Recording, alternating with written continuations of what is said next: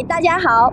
今天我们来到了湖南郴州的博塔用户现场，31重能，这里是年产15万吨的风电塔筒生产基地。今天由我来带大家探访一下风电塔筒的制造流程。随着可再生能源的开发利用，风力发电已经越来越深入到我们的生活。但是我相信大家和我一样，只是远远的看过一排排的风机随风转动的壮观景象。今天就让我来带大家近距离感受一下风电塔筒是如何制造出来的。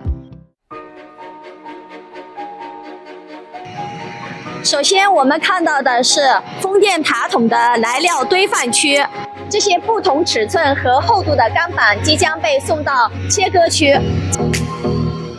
火焰数控下料是一种先进的下料方式，采用计算机控制系统，使割枪在预先设计好的图形模板下，按照一定的路径进行切割。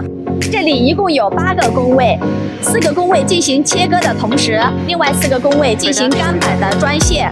每日可钢板下料60张，约350吨。割完成以后，钢板将运送到这里进行打坡口处理。打完坡口以后，工件将运送到这里，使用卷板机进行卷板和回圆。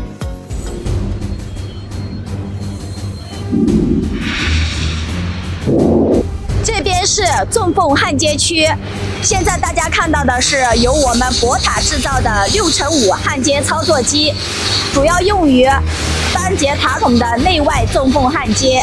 现载人型焊接操作机支持电动回转、电动行走，横臂可左右伸缩和上下调节，并配有焊剂回收输送一体机和焊接电源以及电动机头。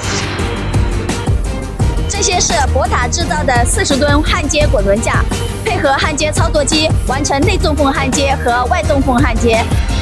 工件在完成内外纵缝焊接以后，将由我们博塔制造的40吨电动转运车将单节塔筒运送到下一个工位。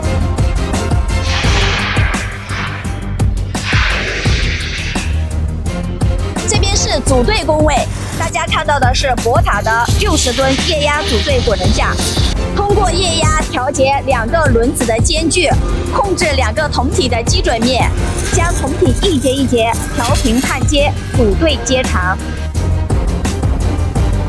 这边是我们博塔制造的100吨可调滚轮架，它支持无线遥控、无级调速，配合焊接操作机完成环缝焊接工作。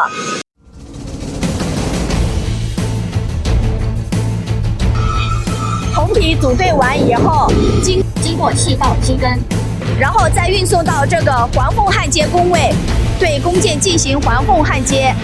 所有焊接工作完成以后，工件将运送到这里进行焊缝的碳酸检测。碳酸检测合格以后，筒体将运送到这里进行喷砂除锈工作。由于喷砂环境非常恶劣，必须使用喷气喷砂专用滚轮架。现在大家看到的是我们博塔制造的100吨喷气喷砂专用滚轮架。该滚轮架采用双开门设计，用防爆电机，所有电机、减速机配有防护罩。喷气喷砂工作完成以后，工件将运送到这里进行内部附件的组装。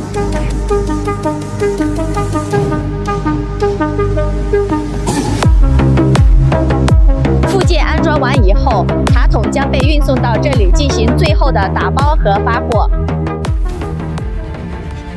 风不止，步履不停。